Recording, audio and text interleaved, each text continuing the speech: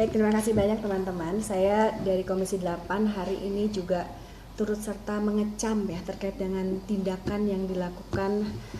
Ini kita melihat ini adalah relasi kuasa. Ini kasus-kasus seperti ini nampaknya sekarang sangat marak terjadi dan muncul ke permukaan. Kita tahu bahwa ini fenomena gunung es, yang muncul adalah mereka-mereka yang berani speak up begitu. Data dari Komnas Perempuan itu di tahun 2022 bahwa ternyata sekitar 60% korban kasus tindakan kekerasan seperti ini itu mereka tidak berani untuk melapor. Nah, ini menjadi harus satu hal yang kita garis bawahi. Kasus-kasus belakangan ini begitu bermunculan ya, dari mulai ini tercatat kasus guru besar UGM ya, ini diberhentikan karena terbukti melecehkan banyak mahasiswinya. Kemudian kasus pesantren Jombang, jadi ini antara relasi kuasa antara kiai dengan santrinya.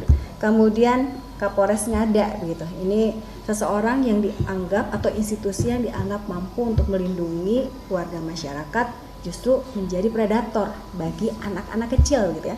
Termasuk yang terakhir ini adalah yang muncul ke permukaan, yaitu dokter residen Unpad spesialis ya, PAP yang kita sebut seperti itu. Nah, jadi memang kasus-kasus seperti ini muncul, ada banyak hal tentu saja.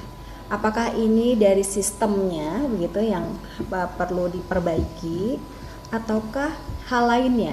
Nah, tentu saya bersyukur ketika kasus ini mencuat, memberikan perhatian penuh terkait dengan pelindungan khususnya perempuan dan anak menjadi lebih signifikan begitu ya. Saya bersyukur juga, berterima kasih kepada semua pihak yang bekerja keras sehingga membuat proses dari mulai terjadinya kasus ini sampai dengan hari ini terlihat lancar begitu ya. Karena kita tahu banyak kasus-kasus yang dipendam sampai bertahun-tahun ya.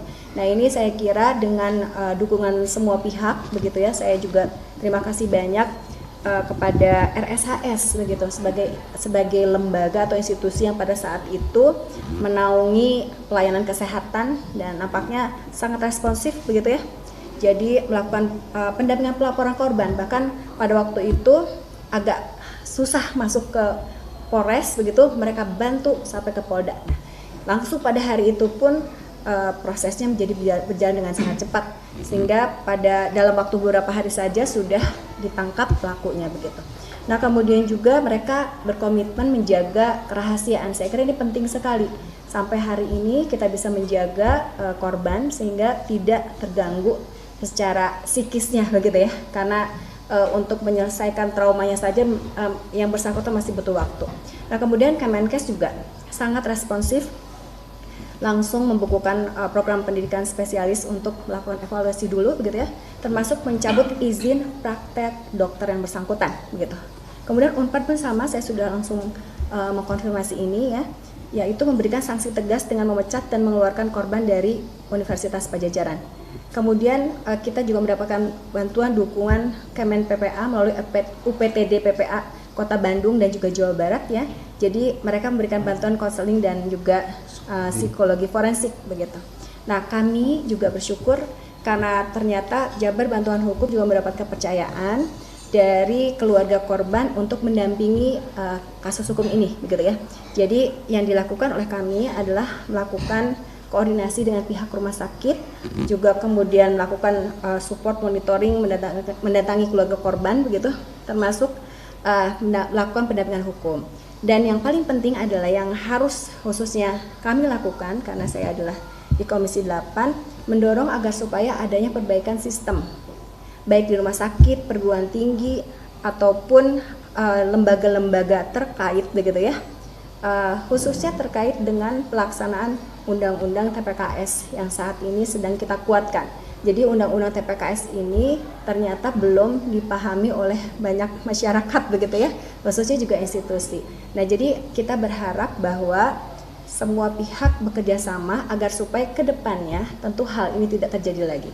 Ada hal yang sangat menjadi krusial adalah kekhawatiran terkait dengan menurunnya kepercayaan masyarakat terkait dengan institusi-institusi tersebut.